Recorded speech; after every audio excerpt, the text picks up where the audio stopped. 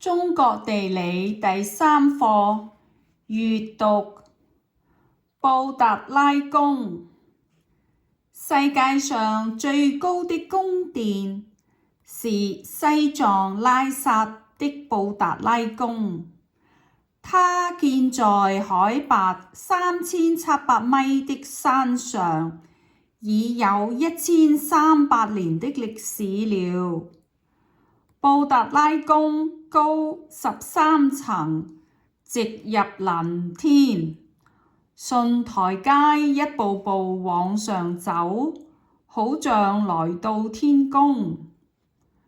宮殿有2000多個房間，宮內有壁畫、佛經等歷史文物。布達拉宮是藏民族的文化中心。離太陽最近的地方。離太陽最近的地方，中國西藏。雪山上的宮殿，金碧輝煌，那是布達拉宮。布達拉宮，拉薩，西藏。犛牛，高原之州。犛牛生活在青藏高原上，它的毛又多又長，像穿了一件厚厚的大衣。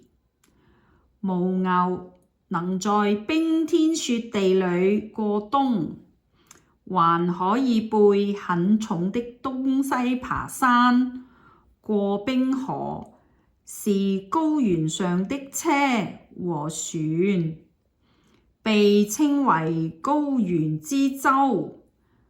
藏民喝犛牛奶，吃犛牛肉，用它的毛做衣服和帳篷，連做飯取暖都燒乾犛牛糞。